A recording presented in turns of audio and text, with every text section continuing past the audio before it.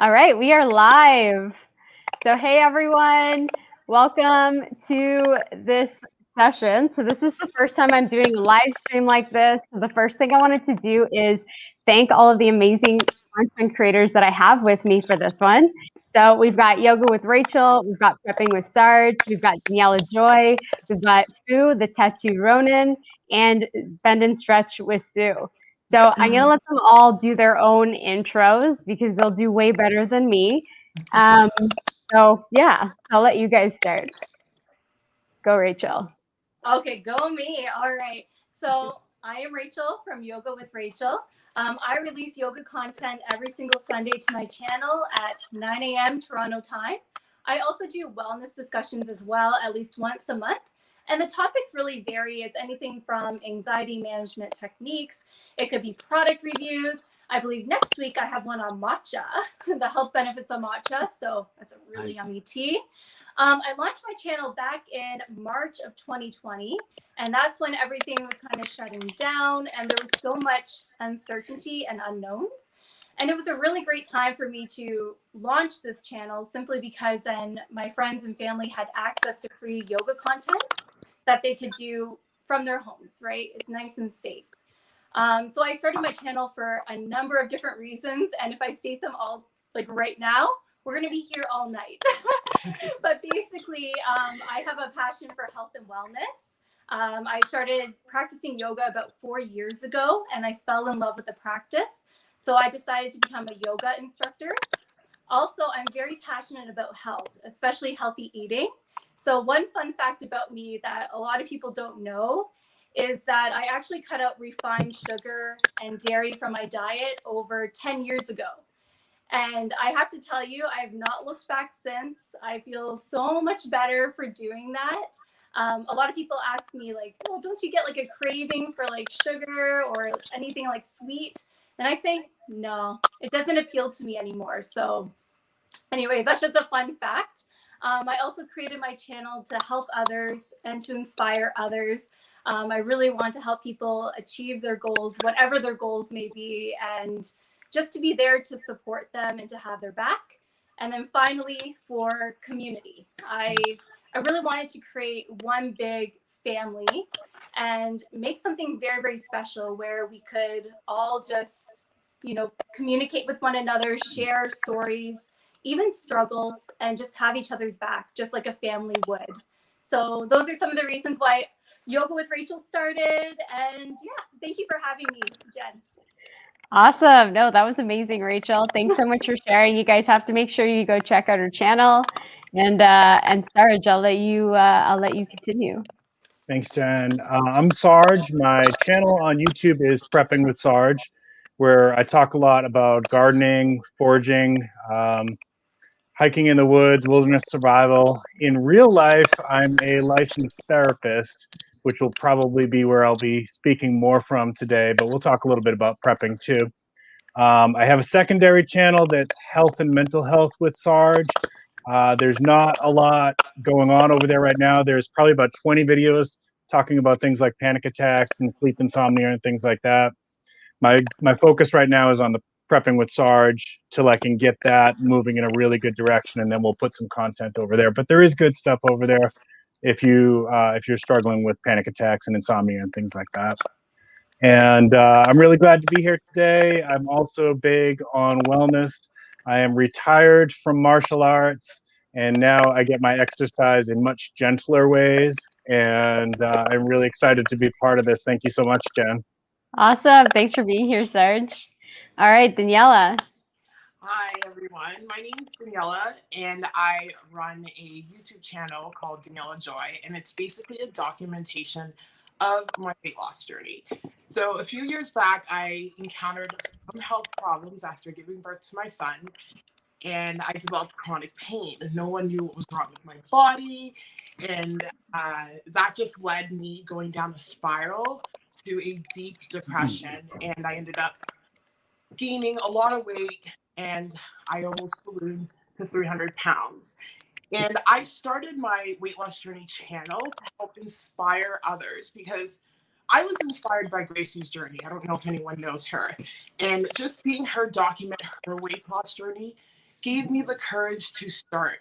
And if I can do the same for other people when it comes to weight loss, wellness, or mental health, or just beginning that self-love journey within, that is just my ultimate goal. So yeah, that's a little bit about me and what I'm doing right now.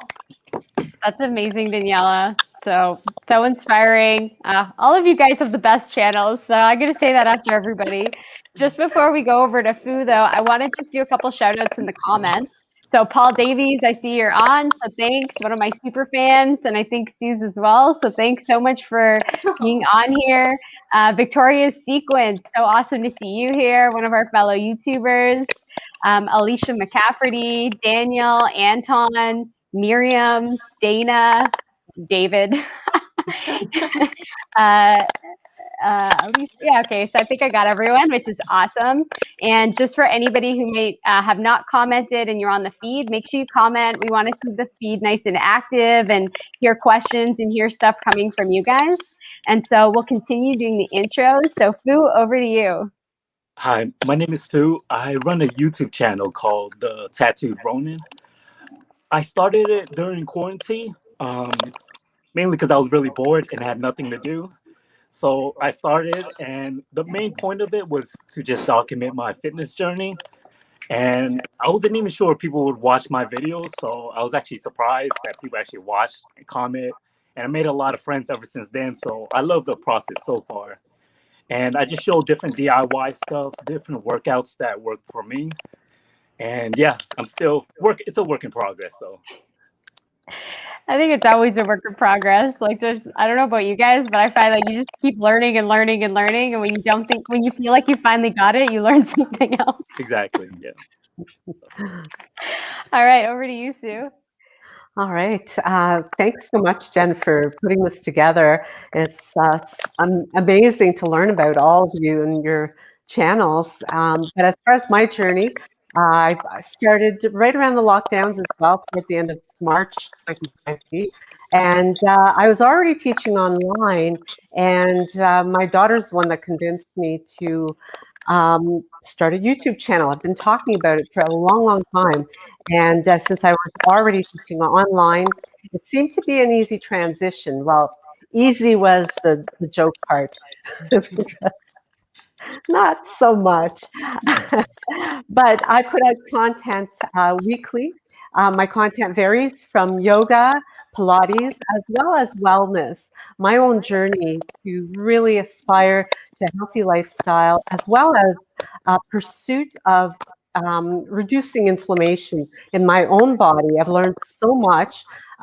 So just being able to share those tidbits of information with people, I find is really, really motivating me to continue on this YouTube journey. So thanks so much, everyone. Yeah, Sue, I totally agree with you because I found with this YouTube journey, it's actually us, like it's all you content creators that I find is the most motivating because they're so supportive and the community is super supportive. And so I hope everybody who's watching this, if you don't know these creators already, make sure you check out their channels. They are some of my favorite YouTubers.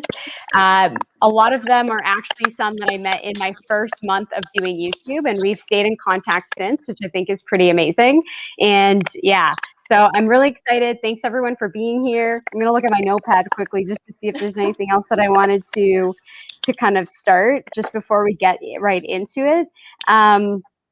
I mentioned already, be active in the chat. We really want this to be something that's really engaging and something that we can kind of learn from each other and have an open space and dialogue to talk about this stuff. You know, the winter blues, even what's going on in the world. I won't say any of those keywords because otherwise this might get blocked, but we all know. So anything like that, you know, we just wanted to create this community to have a safe space to chat, have some fun, and do something on a Friday. So I'm just going to quickly look at the comments again. So I see Kathy B's on here. Sue invited her, which is awesome. Miriam, good time to focus on fitness. What else is there to do? So true. Jay Caesar from Cali, thanks so much for joining. So yeah, cool. All right. So I guess where we can start just to kind of set the tone is just talking about this, maybe start with our own experiences with the winter blues or someone that we know. I'll go first to just kind of start it off. As I've been getting older, and also my friend Jen, I miss her. Jen Cordero, one of my BFFs, she's on here too. So hey. So I'll start with my story. So over the last couple of years, so I live in Toronto, where it kind of goes a little bit darker. We don't get as much sunlight over the winter, and honestly, when I was younger, I really didn't notice it. But as I get older, I find the harder it is for me. And so whenever we go into that transition, I always notice that my anxiety goes up. I get minor depression, and just I have to work way harder to stay motivated. And especially with everything kind of going on right now, I thought this would be an excellent time to kind of just be together as a community, because I know a lot of people are also feeling like this. From a lot of friends that I talk to, a lot of my coworkers that I talk to. And so I think the more that we can share tips and talk about it openly, the more hopefully we can kick those blues out the door. So Rachel, over to you. Yeah, so for my experience, I feel like I experienced more of the winter blues in the past than I do in the present, and I'll touch upon that a little bit later. But like what you were saying, I'm also in a high latitude where, we have a lot of snow, it's cold temperatures for, several months, and less light, which can really impact our overall mood. So for me, back in the day, I used to even struggle to get out of bed. I would wake up and I would feel as if I did not even sleep at all. Like I had absolutely no sleep, no energy, which then also impacted my overall mood. And that also impacted those around me, because obviously I was a little bit grumpy. and those around me were like, I don't know. Anyways, I also got sick a lot. So I'm not even joking. I actually got around 6 to 8 sinus infections within a period of, I want to say 7 or 8 months. Wow. And I know that was due to like cold and flu season. And also I'm a classroom teacher, so that probably played a little bit of a part. But I also realized that probably there was something maybe not right with my immune system. So I decided to get that looked into. So I started speaking to a naturopath, and then she decided to order some blood work for me just to see what was happening. And then the one thing that did get flagged was that my vitamin D levels were very, very low. And vitamin D is that sunshine vitamin. It boosts the mood, gives us energy, and is really helpful for our overall immune system and our overall health. So since taking vitamin D, I can say I'm feeling a lot better. Oh, and this has been like a year and a half now from taking it. I feel a lot better. I'm a lot happier. And I have not been sick in a year and a half. So that's a huge win. I mean, that could also be because I'm at home and I'm washing my hands like 1,000,000,001 times. But I'm feeling a lot better overall. So anyways, if you can resonate with this, like this feeling of low energy, just feeling sad all the time, or just really unhappy, feel free to talk to your doctor or a healthcare practitioner and see if maybe they can do some blood work or something, because you just never know what could get flagged from it. So yeah, that's my experience. Rachel, so true. And I second the naturopath. I've been working with a new naturopath since when, I think November, because I was getting bad headaches and just a lot of these feelings. And it was life-changing for me. And same thing, I've been taking the vitamin D, and it makes a big difference. I was actually just going to do a quick, for all of us on the thing, put your hand up if you're taking vitamin D right now. Oh, yeah. Yeah. So good. And I was also just laughing because my mom, she's ED, and she goes, how do I join in? So I think she's feeling left out, like I should have invited her to the stream. Oh. So Miriam says it's a good reminder on D. I'm going to take some right now. We've got Jane Cordero says, I'm finding motivation. Oh, from me. Thanks, yeah, moving really helps a lot. Dave, vitamin D is huge. Dana, you need to start taking your vitamin D. Yeah, you do. Mom, Dave's beside me on the right. He won't let me flag him into this one. It's a hard note this And then Dana was saying too, so thoughts on finding motivation during the winter months. So after we do our thing, we can go back to that question. All right, over to you, Serge. Well, being that I'm a licensed mental health therapist and I've been doing that for 28 years, I've encountered a few people with this problem. I just imagine. And I live in Charleston, South Carolina. So I don't know, am I the one that's furthest south Yeah. out of this group? I think so. Probably, yeah. But I grew up in Massachusetts, and I can attest of the difference that it makes the further up north you are. And I remember living in Massachusetts for the first 30 years of my life, hitting March, and like the sun would barely poke out of the clouds. There would be light in the sky, but the sun would barely poke out of the clouds. It seemed like it was always gray, and it felt like you still had like 5 or 6 more weeks of winter. So it just felt like it went on and on and on. And for myself, I always felt like my depression in the winter months would manifest more like agitation. And I wanted to just throw that out there, because depression doesn't always look like sadness, crying, not wanting to get out of bed. For some people, and I experienced this more with the men that I work with, it can turn into agitation. And I certainly can attest to that. As we'd hit March, and I'd be like just so grumpy and angry at the world. Moving south definitely helped, but that's not enough for everybody. So we have to. That's part of some of the things we're going to talk about today. Obviously, is what are some strategies you can do besides moving to Charleston, South Carolina, which is an awesome city. Awesome. Sarge, you know what? I actually never knew that agitation was a symptom of depression. So that's actually really cool. So thanks for sharing that, because I definitely learned that today. All right, Daniela, over to you. Okay, for me, I was born and raised in Toronto. I have recently moved to Calgary, Alberta. And winters here apparently begin in the summer. We had our first major snowfall in October, and I was just like shell shocked. It was not even funny. And it was tough. But with me, I've always struggled with seasonal depression disorder, SAD, and it really got amplified here. And the difficulty about it, my most difficult times, is that time leading up to Christmas, where it is the most darkest days. That just completely drains me. And it's extremely difficult. I would struggle with insomnia. I would get my depression symptoms would go tenfold. So for me, my goal is to continue to stay active, stay on top of my mental health through the strategies I've learned through therapy and all of that. But I'll go more into that later. But that's my story so far. Awesome. Thanks so much, Daniela. And Dana. So we've got Dana on here. She's also from Calgary, so she feels your pain. All right, over to you, Fu. I live in Maryland. That's in the United States. And I was in the military, so I had a lot of friends that are veterans that struggle with depression. And I know everybody handles it a little bit differently. It's not always low energy. Some of them could be so happy and have a smile on their face, but you would have never known they were going through a lot of stuff.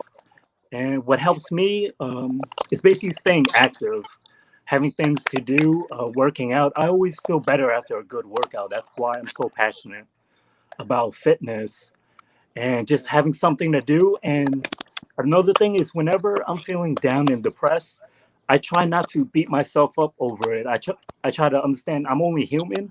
It's normal to feel sad sometimes. I would think, I'm not in a war zone. I have a good job, good family. Why am I depressed? And I would make it worse by feeling guilty. And I just gotta understand that it's normal to be sad here and there. Just talk about it. Get help with a doctor if you need to, and find things that you're passionate about and things you love to do. And that's what helps me. Boo, I love that, because I think sometimes some of the stuff I feel like there's like such a stigma around feeling bad. You know, it's like we all feel like we have to be like happy and go lucky and, you know, all these like positive emotions sometimes. And like, we don't feel like that all the time, you know? Like there are going to be days where you just don't want to get out of bed, and there's days where you're mad, and there's days when you're sad. And like I think the more that we can recognize that that is actually like it's normal to go through those cycles, and that again we can like talk about it. I think that that's so good, because again, otherwise we're just masking all these feelings, pretending to be something that we're not actually, which then I think makes you feel even worse. Mm-hmm. So, all right, over to you, Sue. All right. Well, I live in the north of the Northern Hemisphere as well, so in Ottawa, Canada. And I've actually, kind of like Rachel, I would echo some of the same things that you mentioned, Rachel, is that I used to feel a lot worse about winter than I do now. I feel I'm in a pretty good place now. And probably because I've incorporated some of the strategies that we're going to be talking about tonight. I used to absolutely dread as the days would get shorter and darker, and it just seemed that, yeah, it was like this endless tunnel that you would go into as you entered winter, and it would just seem to go on forever. But now I find that I actually, even this, particularly this year, maybe I've got a tiny bit more time than I normally do. I can actually look out the window and see your snowfall. Like, oh my gosh, how breathtakingly beautiful it is, and really see the upside of winter. So, yeah, I'm pretty excited about that. And you know, already the days are getting longer and brighter. So it's quite encouraging. But I really have. I do deal with a lot of people who are feeling the winter doldrums, and that can really benefit from a talk like this. Yeah, no, I think it's so interesting too that you were mentioning about just like trying to like enjoy winter, because I think a lot of us go into this attitude of, oh, it's winter, it's so cold outside, you know, like I don't want to be in the snow. And you know what's funny is, so last week I went tobogganing, and it was the first time I've been tobogganing in years. And I tell you, the whole time I was going down the hill, I was just laughing and giggling because I hadn't done it for so long. Right? Like, when was the last time you guys like played out in the snow? Just like, you know, build a snowman, or like, I don't know, do snow stuff, maybe snowboarding or whatever. But anyway, it's just interesting when you kind of take a different perspective on it and try to enjoy the season for what it is. It's pretty fascinating. So I'm just looking at the comments here.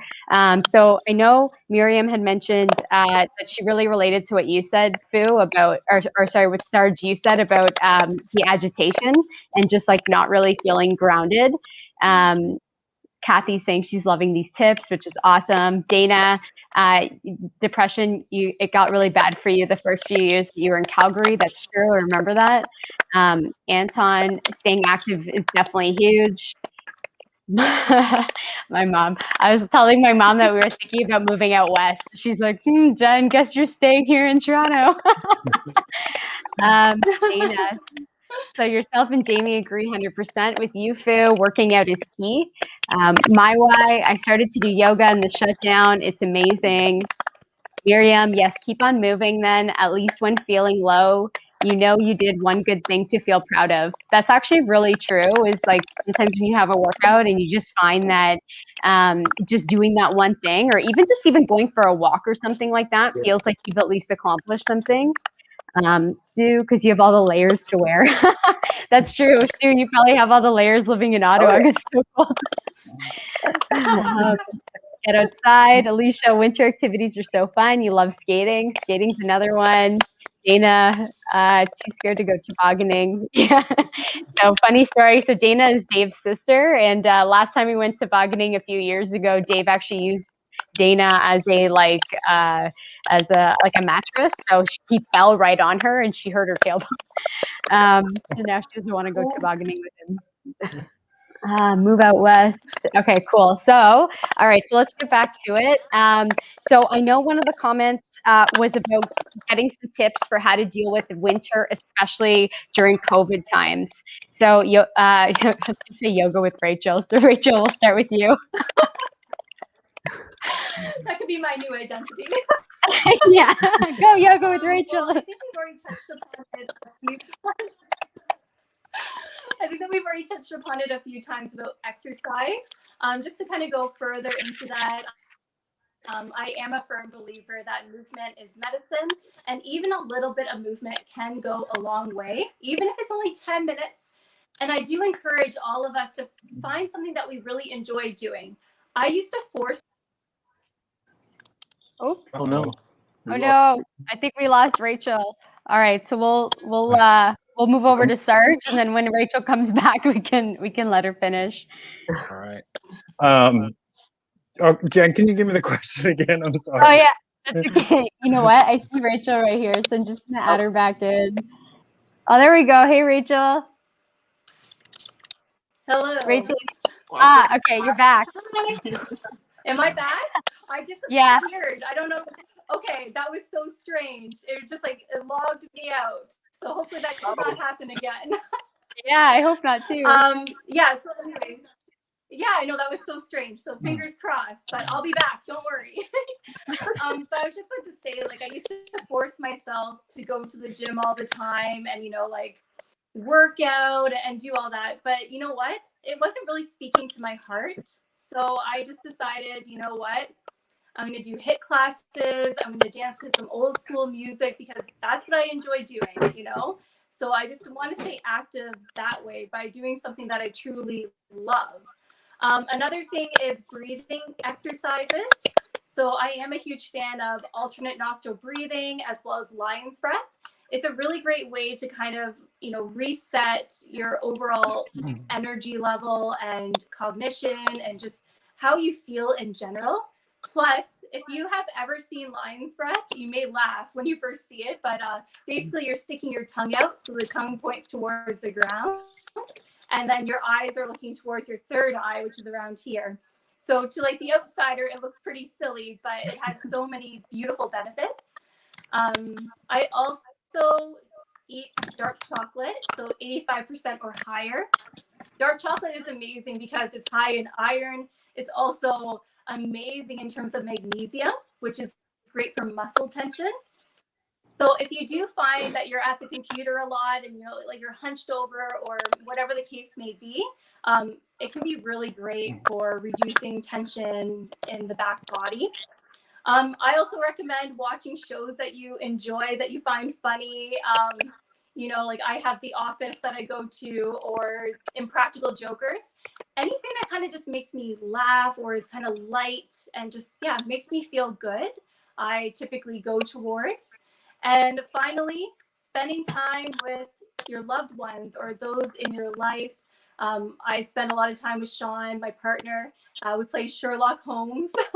And I also spend a lot of time with my cat, Angel. She likes to join my yoga classes where she'll literally jump on my back, while I'm in baby cobra. And, even during my transitions, I'm moving up into tabletop position and then to plank. She's still on my back, refuses to leave. But yeah, so those are some of my tips that I do during this time of year, and I find them incredibly effective. That's awesome, Rachel. I really love what you said about like having diversity in your workouts and in the way that you move, because I think when anyone gets started in their kind of like fitness journey, you have like what you think fitness should look like or what you think movement should look like. And then, you're doing these things that you just hate doing. And it's really hard to stay motivated when you hate doing it.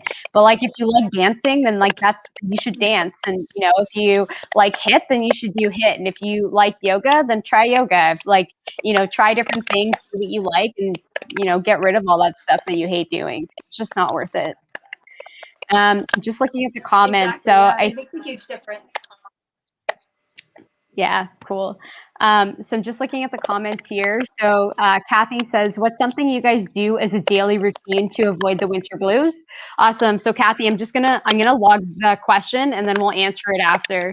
But but something for you guys to keep in mind as we're answering stuff. Okay, and then I see David, tobogganing definitely curbs the winter blues, makes you feel like a kid again. It's so true. Andre, welcome. I'm so glad you joined. Dana, I know it is Miriam. Next time I visit winter, we'll go. Yep. Alicia, how do you get moving quickly in the morning? All right, so that's another good one that we can talk about. What else do we have? My mom says we need to get Sylvana, which is Dave's mom, involved, in Nona as well. Yeah, I think Sylvana's actually on, but Dave gave her permission not to do comments. Miriam, not too many shows. It's true. You can definitely get in a bit of a Netflix binge. And then Dana, good question. Alicia, you're all right, cool. Okay, so the question, Sarge, that we were talking about, which was from Dana, which was tips on kind of getting through this winter, especially during COVID times, where a lot of us are in lockdown, a lot of us can't always see our loved ones, depending on where we're at. Just a lot of the things that we, maybe are used to doing, we just can't. So over to you. Yeah, it's definitely the level and the frequency, the prevalence of depression and anxiety that we're in the field this year is skyrocketed beyond anything I've seen in my previous 28 years. And that includes here in the United States, the aftermath of 9/11, which was pretty bad. And it's gotten, in the last couple months, it's gotten even worse. Like, people had a lot of anxiety in the beginning, but now that this thing is dragging on for a year and compounded with, we're in the middle of winter, it's like through the roof right now. There's a lot of people out there that are extremely depressed and anxious. I also, so I'll tell you what I do. This may work, but if you're in the northern hemispheres, maybe not yet, is I like to work outside and do gardening and things like that. So if you can't get your gardens going in Canada yet, you probably, if you've got a yard, you might be able to at least do some yard work. That's super helpful for me. But to echo what everybody else was saying, move. However, whatever you enjoy. Like, I enjoy yard work. You're not going to want to stick to that. So you got to find what it is that you like. If you like martial arts, if you like weightlifting, if you like yoga, if you like HIIT, you got to try all these different things and figure out which one you like, because movement is so key. And to put one more little piece on this before I think Sue's after me, right? Or is the order off now? Yeah, okay. Yeah, we'll go Sue after. Yeah. Okay. I co-lead a consult group for clinicians. So everybody in this group is mental health clinicians, and we have our own struggles. Okay, we get our own vicarious traumatization from working with people with trauma, and hearing stories about abuse and things like that. Like, we end up over the course of time taking some of that on ourselves. So we have to learn how to manage that for ourselves too. And we came up with a 3-letter acronym that I'm going to pass on to the audience here, which we say on the weekends, make sure you're doing your 3 R's, which is, and you have to balance this out. You can't do all of one of these. You have to do a little bit of all 3 of these: rest, recreate, and responsibilities. So your responsibilities is your chores and things that you got to do, like, oh yeah, I got to pay the bills this weekend, or I got to clean the bathroom, or I got to do my laundry. You got to put some time into that too. It can't all be rest and recreate. But if you balance, that should help you recharge your battery. And you got to make yourself. I'm glad that somebody asked the question about getting up and like making yourself get going, because that's so important to this too. And when we come back to that, I'll speak to that a little bit more. But rest, recreate, responsibilities, make sure you're doing that throughout the week in balance, not too much of one. I love that. I feel like that's such a good takeaway from this. I wrote this down so we can, when we wrap up, we can say that one again, because I think that's like a really easy way to think about balance. So I love that, Sarge. All right, I'm just gonna have a quick look at the comments, see what else came through. So Savannah, love to dance like a maniac. Often only the birds like it. That's actually Dave's mom, guys.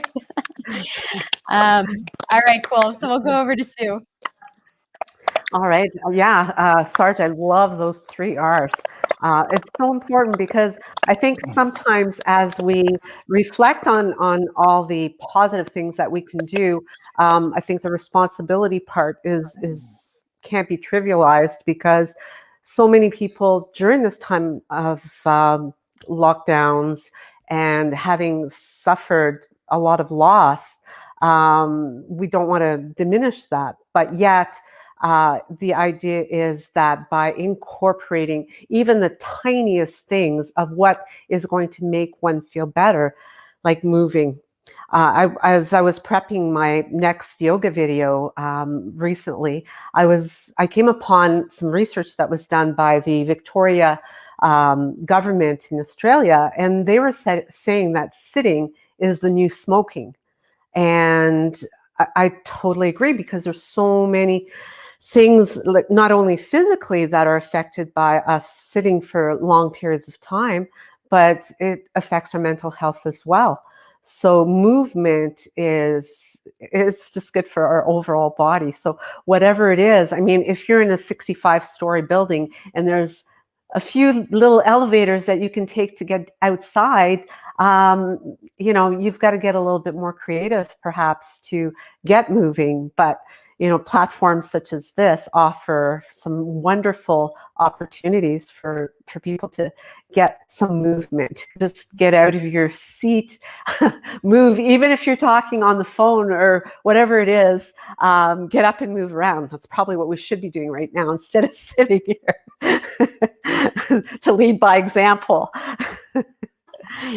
It's so true. It's so funny because I've got a convertible standing desk, and I spend all my time just sitting on the couch and sitting on the chair and just moving from different chairs just because it's so easy. We kind of forget how much you stand, and I think especially during these times when we're all spending so much time at home, it really I think that's really good advice too. We need to stand, make an effort to stand. Yes. All right, cool. Over to you, Daniela. Oh, There we go. So, for me, I think the number one thing is to set habits before winter comes, because it's really difficult to start setting habits to combat the winter blues while you're in the winter blues. So for me, for example, I set the habit of working out every day. I set the habit of journaling every day. I set the habit of meditating every day before winter comes, because then you build that mental muscle and you build that resilience. So when the winter blues does hit you, you're able to handle it better. So this winter, it was rough for me, but it was the best winter I've handled thus far because I set those habits in the past. Another tip I have is movement. Pick a movement you like. I believe we touched on this before. If you don't like going to the gym, don't go to the gym and don't go to the gym. You can do yoga, you can dance, you can just go for a walk with friends, as someone mentioned in the comments. I used to do that all the time back in Toronto. Just go for walks with friends, social interaction, getting away from your devices. Don't stay all on your devices all day, because the comparison mind can come in and you're looking at these people in Mexico and you're like, why am I here? You know what I mean?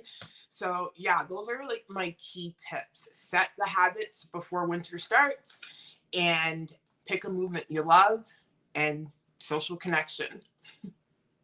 I love that, Daniela. I love that so much. I think that's such a good thing of when you kind of get yourself in that mindset for winter or things like that with what you said, the daily habits and things like that, which actually touched on the other question too, which is amazing because it's true. You build that mental stamina so that you can handle those things. Whereas if you're already feeling depleted going into this season, then it can be so much harder to deal with all these things that we're getting thrown at, just being in totally different environments where it is just so much easier to feel like crap.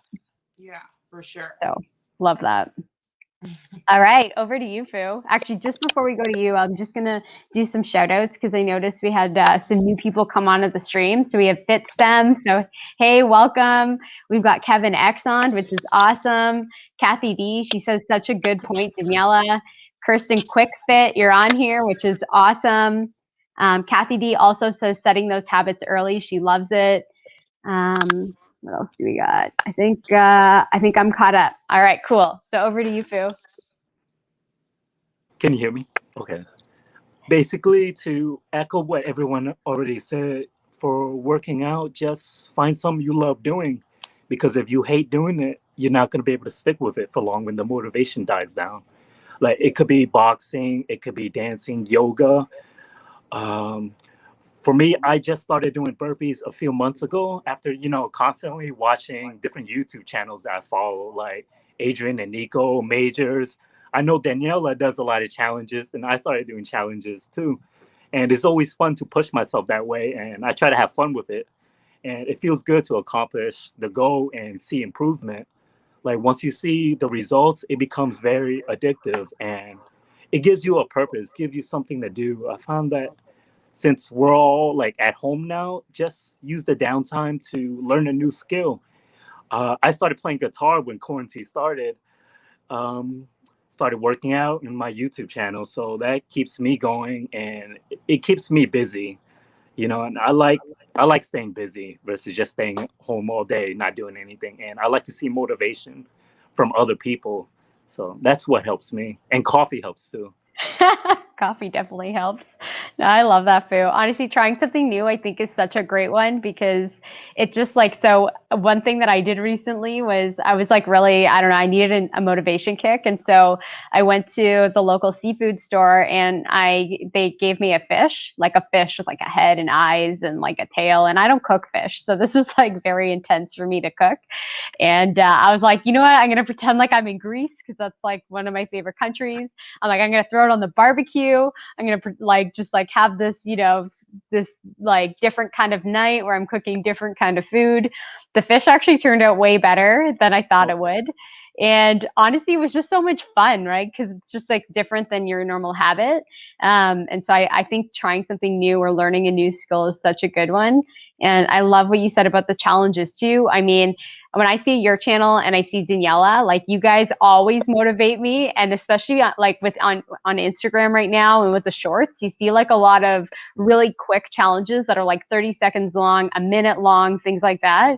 And like do those, especially if you're having like a real crap day, like just try one of those, do 30 seconds worth of jump squats and, at least you feel like you've accomplished something.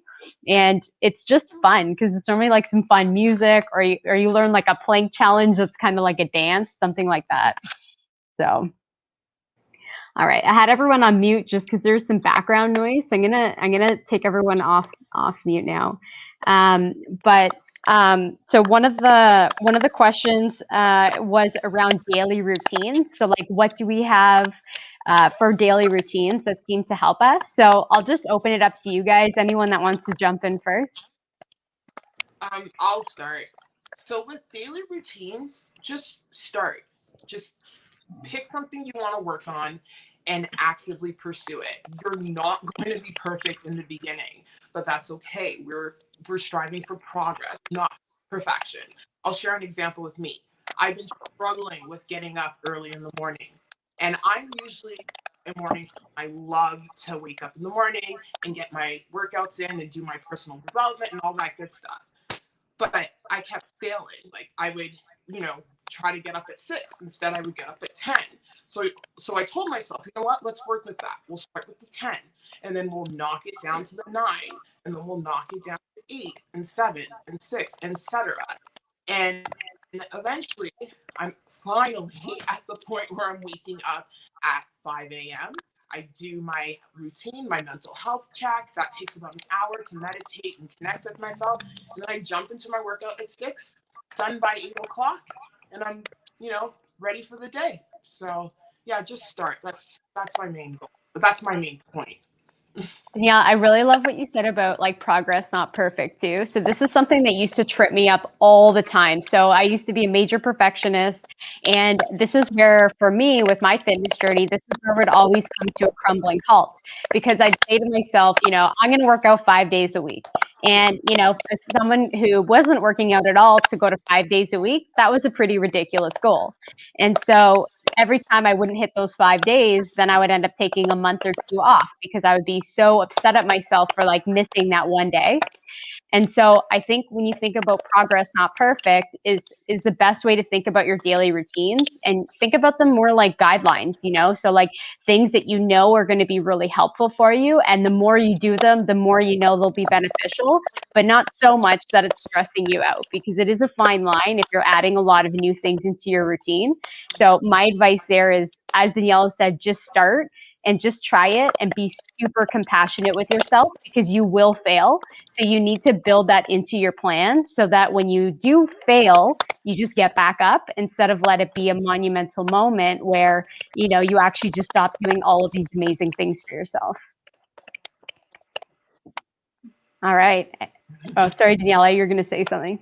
Yeah, I was gonna say no. I don't even believe in the concept of failure.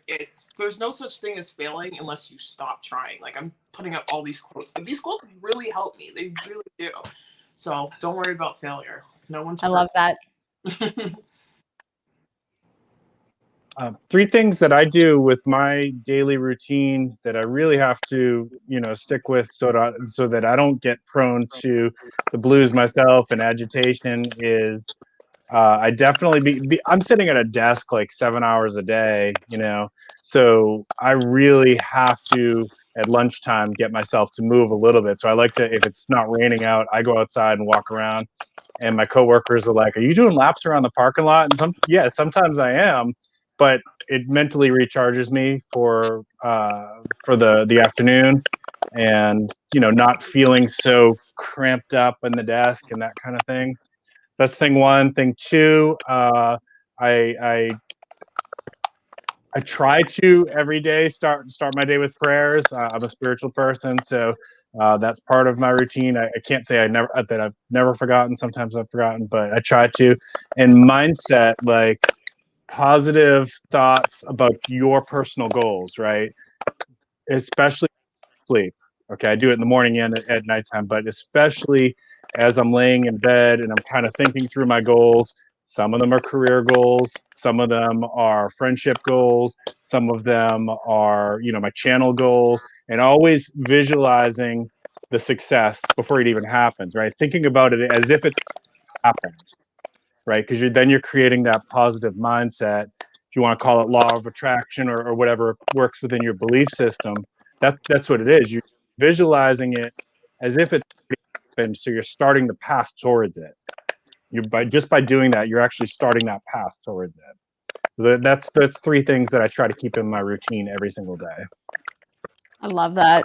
That's awesome. I think like just thinking about positivity around your goals, and it even comes back to like almost like having like affirmations, or I actually have these like 3 powerful like women's quotes in my bathroom, and I have them there so that when I'm getting ready in the morning for work or whatever, that I have them there, and so I can remember, like I am enough, like I am strong, like I am all of these things. And some days you don't believe it as much as others, but it's nice to have that reminder. And like I know Daniela was saying some of those quotes too, but like having quotes around you that mean something to you, that can help just like spark enjoyment or spark some kind of an emotion for you, is also really helpful, I find.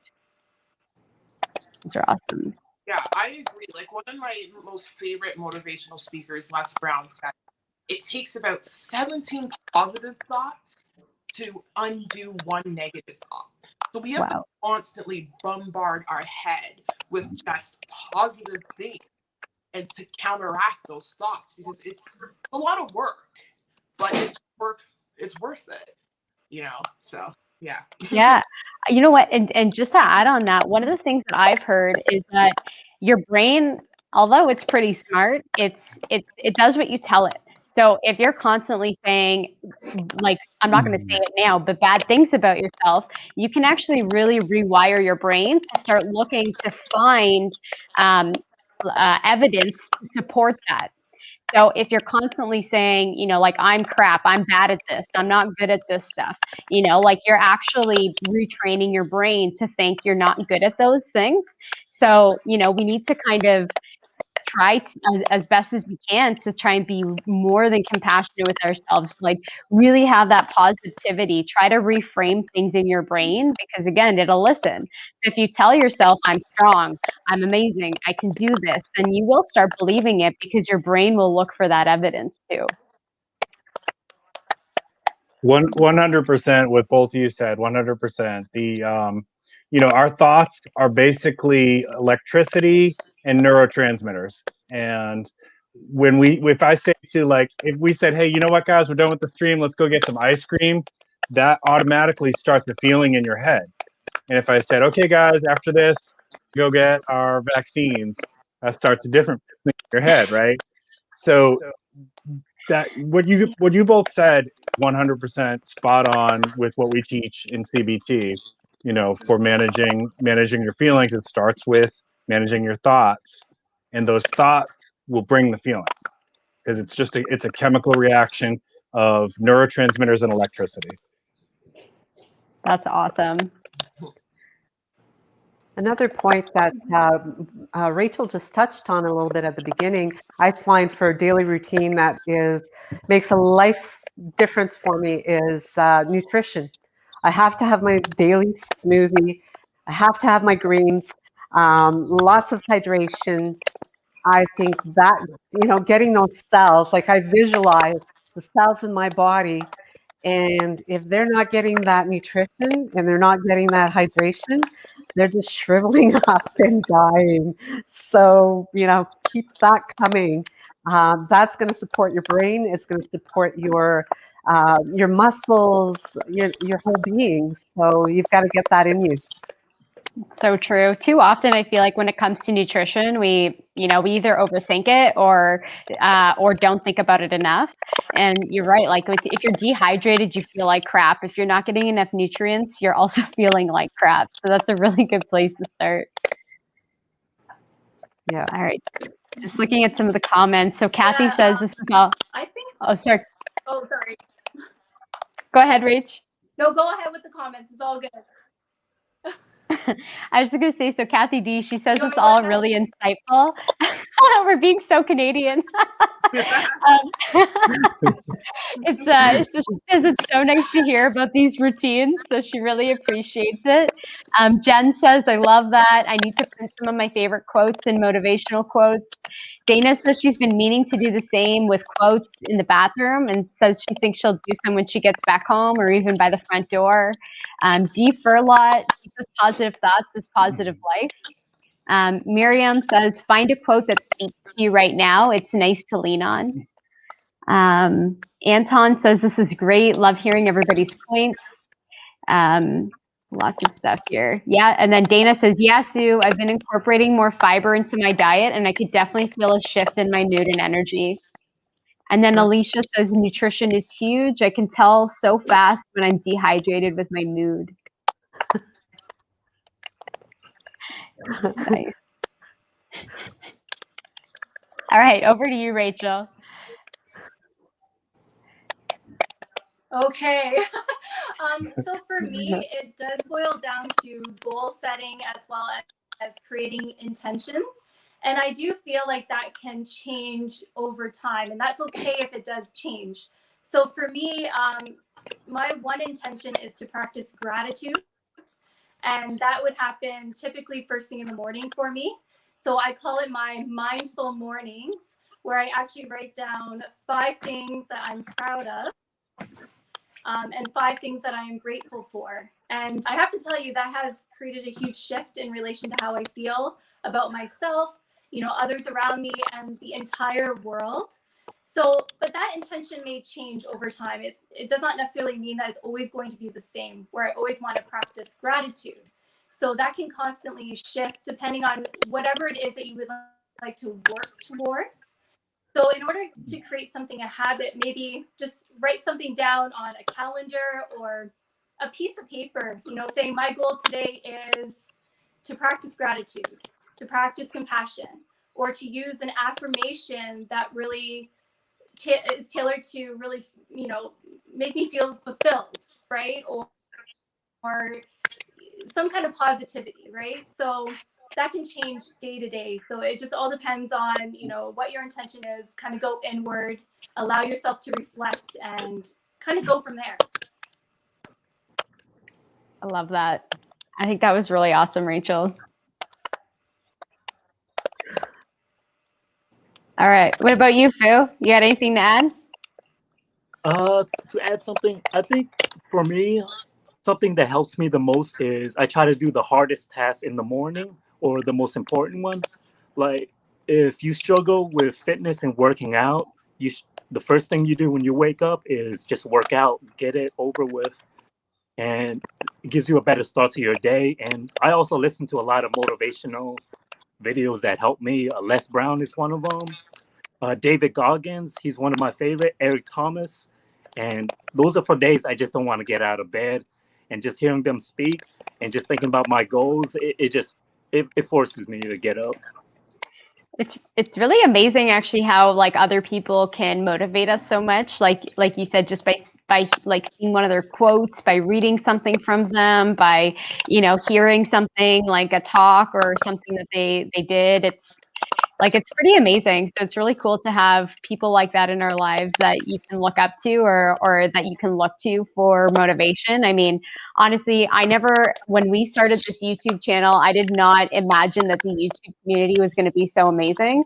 And I have to say that it's these YouTubers that you see here that motivate me every day. There's this amazing YouTube community that they're all just so supportive. And a lot of them are in this channel with like Kevin Exxon and FitStem and Kirsten QuickFit and, that are just always inspiring, always supporting. And, sometimes you will put out a video or something like that and you don't feel that great about it. And then you see all these comments and uplifts from people around you. And like, that's really cool too. So Fu, was there anything else you wanted to add or I just want to make sure I didn't cut you off? Oh, no, that was good. That was good. Okay, cool. Yeah, so another daily habit that I'll add in there is meditation. So one thing that I did, so back in November, I was really struggling. So I was having a really hard time getting out of bed. I think it was just with everything that was going on. I think just being home in a condo all day was really starting to get to me. And there's two things that I did that I found really, really helped me switch my mood. And so this is what I did. So when I woke up in the morning, before all this happened, I was the kind of person that woke up at 5 in the morning. I got my workout in. I was super, I'm pretty A-type personality, if you don't already know. And so just like, I was always really motivated to get stuff done in the morning. And so I just flipped that on its head and I did something totally different. So what I did is I got up very slowly. So the mornings where I can't get out of bed, what I do is one, I use a sunlight alarm clock. So if you are suffering from SAD, a sunlight alarm clock can be amazing because you basically wake up with like the sunset. And so it's a really beautiful way to wake up in the morning without having like a kind of sound going off. And it's like birds chirping, oh my gosh, birds chirping. And it's just like kind of a nice way to wake up. So that's one.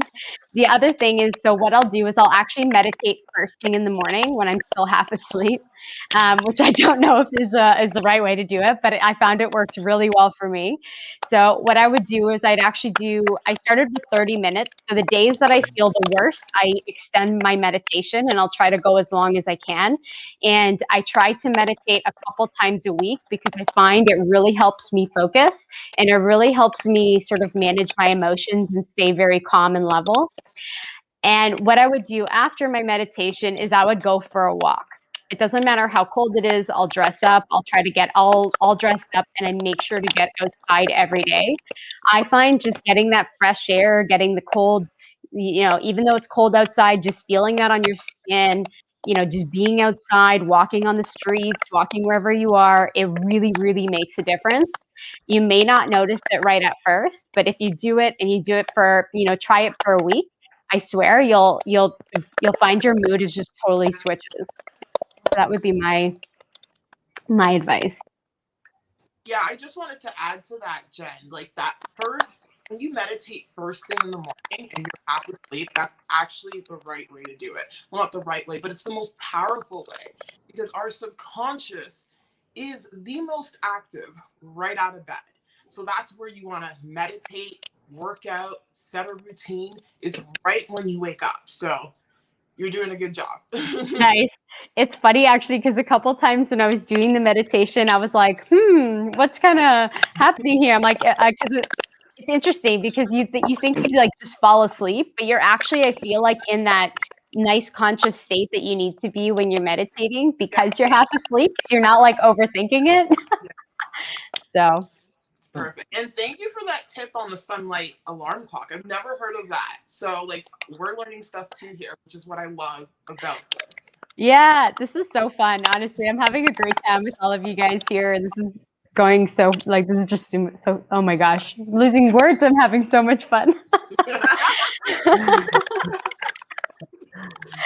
All right, cool.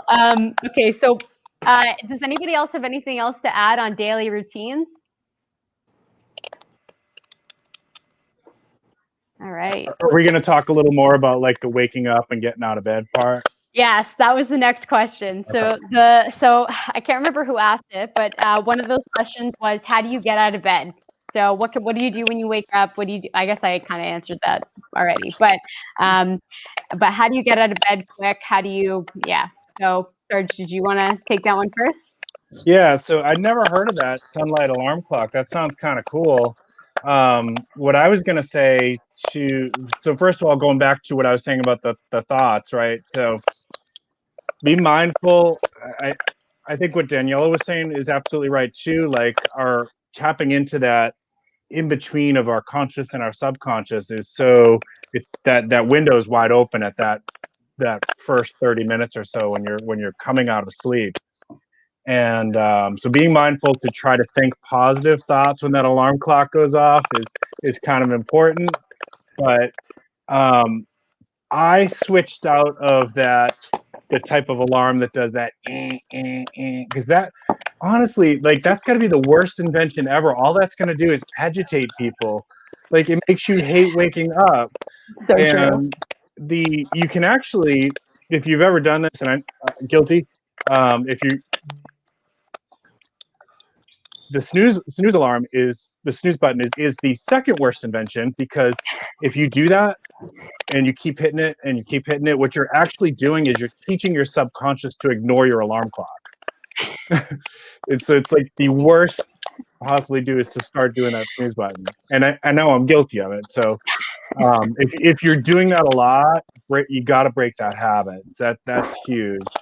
And what I do, I don't have one of those sunlight alarm clocks. That's really cool.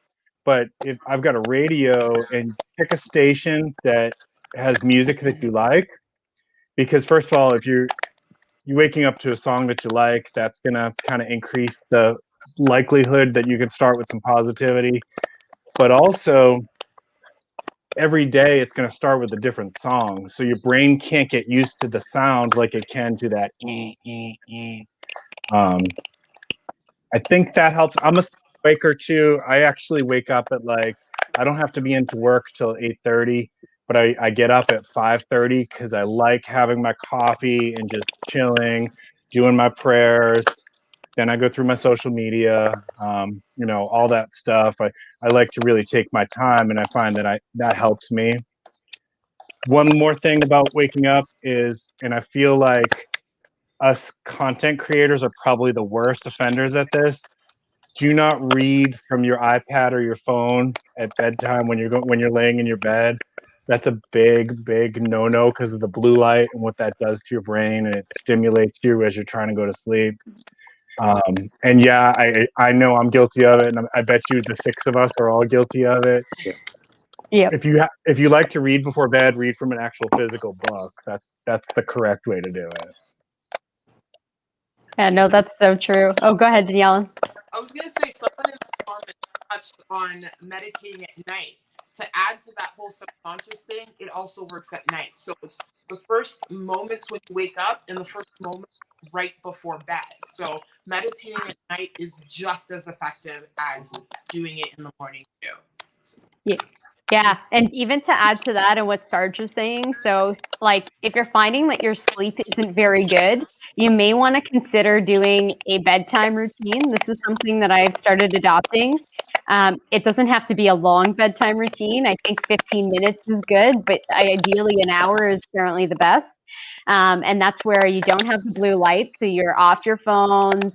You know, maybe you do things like have a hot shower, you read from an actual book, you know, you spend time with your partner or something like that, where you are spending time with yourself. Journaling, meditating is really good.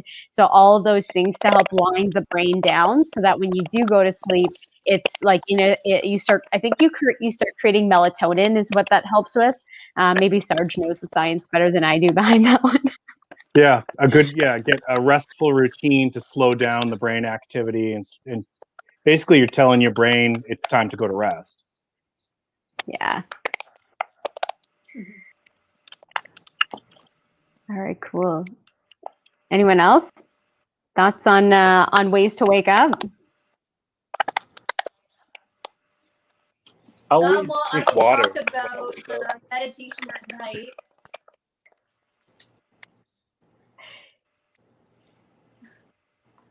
The Canadian standoff. Would you like to go? Go ahead, Rachel.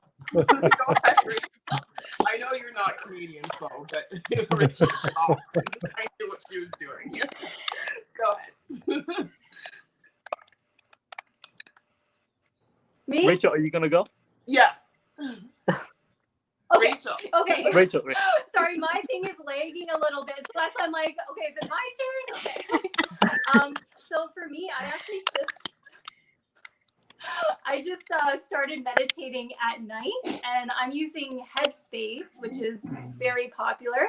I personally find that meditating at night is more useful for me, because when I wake up in the morning, I have racing thoughts. I have things on my to-do list to accomplish. So I find that it's actually more effective for me to meditate at night, because then I get a more restful sleep. So then when I wake up in the morning, I actually feel like I had pretty solid night's worth of sleep. So I guess it kind of goes hand in hand. So if you find that maybe meditating at night is useful because it helps you get to sleep faster, that can actually have a ripple effect in relation to how you feel first thing in the morning, which then would help you get out of bed. So that's just something that I've been personally noticing. And I just started exploring this maybe a week ago, and I'm already noticing a huge difference. Like, for instance, we're already past my bedtime, but I'm still awake. So And Rachel, just to add to that too, you know, I think when you think about a lot of these tips, there's no one size fits all approach. It's going to be a very different person to person. So, you know, what works for me might be totally different than what works for Rachel, and what might work for Daniela, and what might work for Fu. So just like, you got to find your own groove and just try different things, and you'll know if it's working for you and if it's not. And if it is, keep doing that. And if it's not, you know, try something new is my advice. mm-hmm. Yeah, it's so important to find a self-care routine that works for you. Just exactly what you said. Don't try to, you might see an influencer doing journaling or whatnot. That may not work for you. It could be gardening, or it could be, I don't know, what have you. Find what works for you, stick to it, and you'll find that it will help you tremendously. I'd say don't beat yourself up if it doesn't work for you. You try it, it doesn't work, it's okay. Yeah, I think that's so important. Just like letting it go, like just being okay with the fact that some of these things just are not going to work. All right, Fu, you got to go. Okay. Yeah, for me, I like to drink water as soon as I wake up, and I like to go for a walk just to get some sunlight, because I actually work night shift, so I already don't see a lot of sunlight already. And when I wake up, I like to at least be outside while the sun is still out, and I walk my dog, listen to something positive. I started journaling last year, and that actually helps me to look back at certain days to see how far I come, stuff like that. I know back in 2020, one of the first things I wrote in January last year was I was debating on starting a YouTube channel, and it's cool to look back to see how far my channel has grown since then, and to see that I actually took the initial step to start that channel. So yeah. And that it's is a confidence booster, isn't it? Like, I love Definitely documenting just documenting Mm-hmm. things and then watching you progress.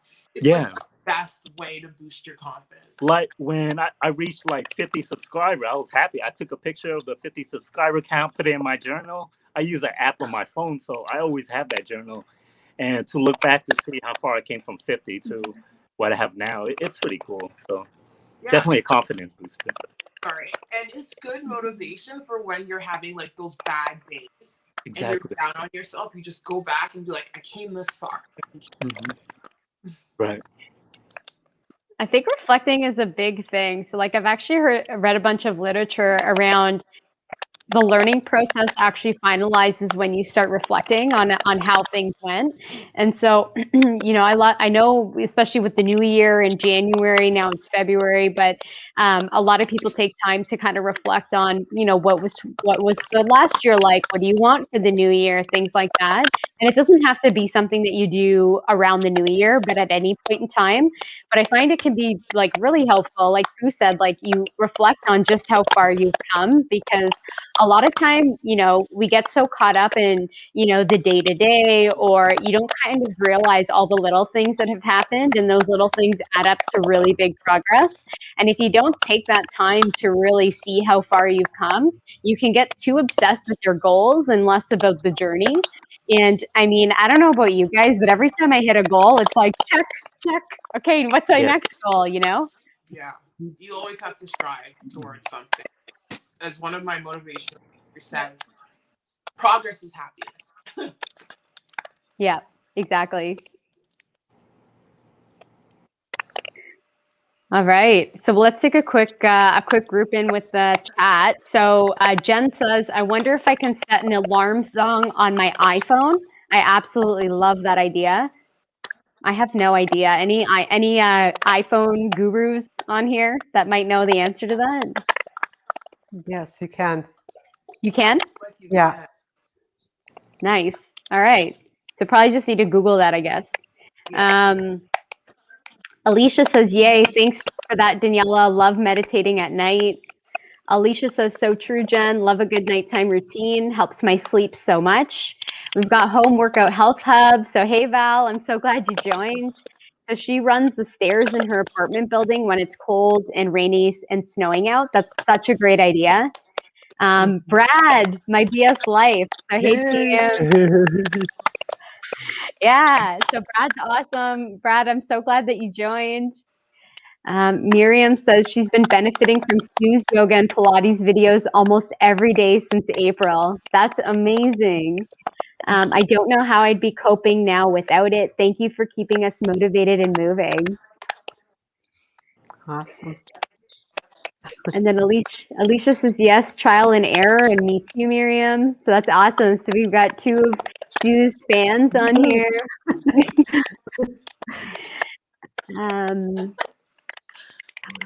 All right, cool. So I think that's all the comments.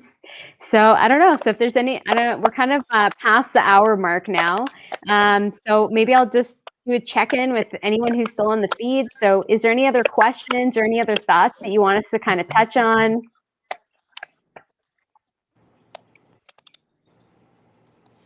Just like, wait a sec. I don't know. Are there any other tips, or is there any other like final notes that any of you guys have that you guys think might be worth kind of like, if there is any kind of takeaways that you would want someone to take away from this, what would it be? I think, oh, go ahead, Tanya. No, it's okay. So. Being Canadian again here. Love the politeness. I think really, you know, there's so much that we covered this evening that's really kind of picking and choosing and kind of give it a try, you know, see what's going to really work for you. And if you're journaling it, you're going to be able to go back and check and see, you know, maybe document how well it's working for you. And just experiment. Try to have some fun with it. That's not always easy, but maybe if you take on more of a playful approach, don't be too serious. You know, that's one of the things I've even found in a lot of yoga classes sometimes, it's like, lighten up, like let's have some fun with it. It's supposed to be playful. And, I think life, a lot of the times, we've got enough challenges so that if we approach things in a more playful manner, and change your physiology, put a smile on your face. You might not feel like it, but I tell you, if you do it, it's going to help you change your frame of mind. I love that too. I feel like too often we're like, we don't want to be silly and we take ourselves way too seriously. And so just laugh, like laugh at yourself, laugh at, like sometimes I find when I'm having like one of those days and it's just like not a great day, sometimes I just laugh at myself like, Jen, really, like your life really isn't that bad. Like, what do you, and things like that. And sometimes it's nice to just not take yourself too seriously because we all do, Yeah. And we're so blessed in so many ways that we really need to appreciate that as well. Gratitude. Yeah, exactly. I was just going to say, just never give up on yourself. If something doesn't work, just keep striving to find something that does. It may take you months, it may take you years, like it did for me to figure out what was wrong with my health. But the most important thing is to not give up. That's the message I give to everyone. I love that, Daniela. I love that too, because it's like never give up on yourself, because like it's so important, because like it can be very easy to get down on ourselves or come up with all these reasons why, why we're not a lot of things. And so don't give up on yourself, because like we all have so much potential and we just need to see it in ourselves. We need to be our biggest cheerleaders. Yeah, for sure. I would say if it's real bad, and beyond what we're talking about here with the blues, don't hesitate to call somebody for help. Maybe you start with like talking to a friend or a family member that you trust. But if it's so bad that like you're having trouble getting out of bed every day and just not enthusiastic about life, not able to feel happiness, it might be time to go talk to a therapist or a counselor, or maybe somebody in your church if your church offers that. I know that it's hard. I get it. I totally get it. And I've gone to therapy myself, so I know that making that first call and saying I need a little help here is really, really hard. But don't hesitate. It definitely can get you out of the funk if you're in the funk. Sarge, just to touch on that a little bit. So if let's say someone did want to seek help and maybe didn't know resources to go to or, where to start, what would your advice be? So I can speak to this better in the United States. I don't really know what the resources are for Canada. Sorry, but in the United States, most cities and counties have a mental health center.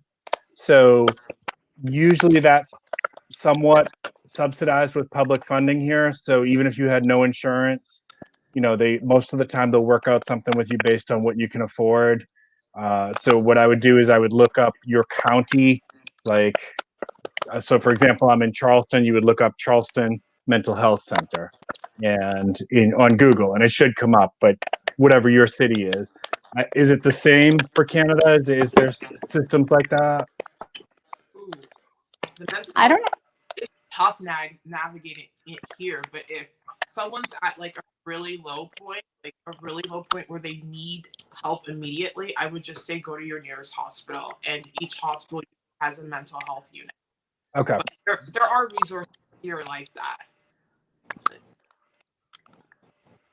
Yeah.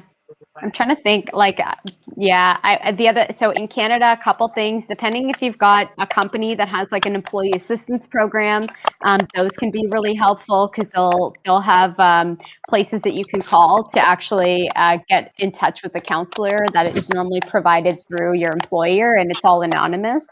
Outside of that, I don't know that we have a great system for it. And if we do, I have no idea. So I don't think that it's a great system then if I've never heard of it.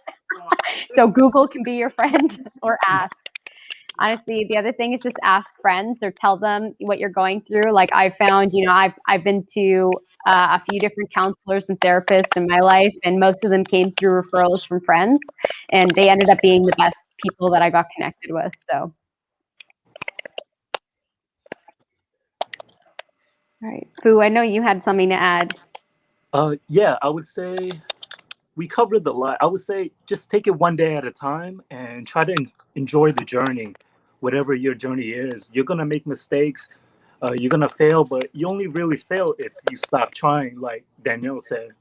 And just keep going, take it one day at a time. And if you feel like you really need help, go seek out family members, seek out professional help, whatever you feel like you need to do. And you're not gonna feel good all the time, but just take it one day at a time, basically. Yeah, I love that, Fu. I mean, I'm big proponent is don't be afraid to ask for help. Honestly, like if there's one thing that I hope you take away from this is just everybody goes through this. And so the more we can reach out to each other and be there for each other and talk through and help each other when we do need that extra bit of help, I think helps a ton. And I think too, just start small, right? You don't need to incorporate every one of these tips. Like start with one, and see how that goes for you. And if that goes really well, then maybe you think about adding another one. You don't need to incorporate 30 tips overnight because it's really overwhelming. So that would be my advice. Rachel, was there anything you wanted to add? Sure, yeah. We touched upon a number of different ideas. I think one that we also touched upon was that it's okay to not be okay and to give yourself permission to feel the feels, whatever emotions could be bubbling to the surface. And just know that, there are people who have your back. We have your back. We are here to support you and encourage you every step of the way. So, if you feel like you don't have someone to reach out to, we're here to listen. So that's one big takeaway. Also, what works for one may not work for all. And I believe that we touched a little bit upon that. So if you find that the strategies we addressed here are just not what you're looking for, or you've tried it and it's just not working, keep exploring, keep playing, stay curious, and embrace the journey, embrace the process. So also, you're amazing. I love that. All right, guys, this was so awesome. Honestly, this turned out so much better than I could have even imagined. So you guys are all phenomenal, and I'm so, so grateful that you guys took the time out of your evenings to kind of join this live tonight. It was really awesome hearing from everybody in the comments about your experiences and that you guys had questions and things like that. So just looking at the comments, so Dana says, thank you guys for everything. Definitely will be incorporating some of the things said, more vitamin D, the 3 R's, and continuing with good nutrition, meditation, and just keeping moving. And Val said she's sorry she couldn't stay longer. That's okay. Fitstem, did you guys talk about your goal for YouTube this year? We came late, sorry. No one said anything. Anybody want to talk about their goals for YouTube this year? Just keep going. Yeah, basically, Yeah. just keep improving. Going, keep evolving, get better. I love that. So Jen says, thank you for all the wonderful tips. I've learned so much here. Jen, please share a link to the lamp in the notes. I will. So what I'll do is I'll put a link in the description after for the lamp and vitamin D maybe. I'm trying to think if there's any other products. I think those are the only two things that we kind of mentioned there. The light, what is it called? The sunlit alarm clock? Yeah, the sunlight alarm clock. Oh, and actually, one thing that we didn't talk about, as you said, lamp, that made me think about it. Has any of you guys tried one of those UV lamps? No. So there's been bothering me about it for years, but apparently they do work. Yeah, I've not done it myself, but some of my patients have, and they said it helps.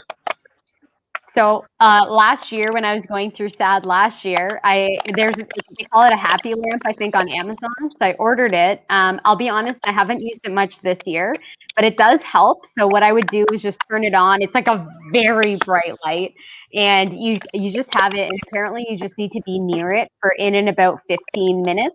And apparently it's supposed to help adjust your mood a little bit. I don't know. I mean, I think it's okay. I think it's worth trying. I can't say that I had like a monumental difference from it, but again, you know, just because it didn't work as well for me doesn't mean it wouldn't work for someone else. And then Kathy says, thank you for the chat, guys. I hope to see more of this. I agree with Jennifer. The lamp link would be perfect. All right, cool. So yeah, I'll add that into the description after. Derek's journey, awesome. I'm really glad that you're on here. This is pretty cool, guys. I hope everyone is having a wonderful night. Awesome. Thanks so much for joining and stopping by. I always appreciate your support. I know Brad had mentioned earlier in the comments just that this was awesome and he was happy we put this on. Alicia, this was such an awesome idea. Really enjoyed listening to you guys. Hope to do this again. And then Anton says, thanks everyone. This was honestly amazing hearing from everyone. And then Fitstem, great message. So, all right, guys. So I think we're well past how long we thought this was gonna go.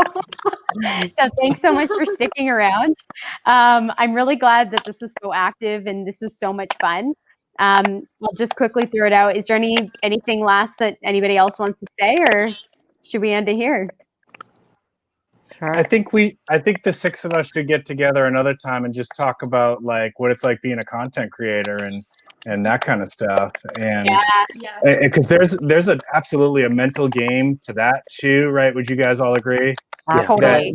That nobody warns you about when you start this. Yeah. Absolutely. Yeah. All right, guys, we'll do Yeah. that. So Great idea. We'll plan round 2 and we'll talk about what it's like being a content creator because That's great. it's pretty interesting. All right. Okay, cool, guys. So we'll end it here. Again, thank you so much, Sarge, Sue, Rachel, Daniela, Fu. You guys are amazing. I feel so blessed that we were able to do this tonight. And again, everybody who joined, it's just been fantastic having everyone on here. As always, reach out to us if you have any other questions, if you need help, anything like that. I think all of us are more than happy to try and help. We're all super passionate about the topic, as you can tell. And don't forget to check out all of these content providers if you haven't. Content creators. I mean, it's getting late. But their links are all in my description in the live, so definitely check them out. And we'll end it here. I hope everyone has the most amazing weekend. And again, thank you guys so much for joining. Okay. Thanks, Jen. Bye. Bye, Okay. everybody. Bye, everyone. Thank you. Bye. Bye. Bye.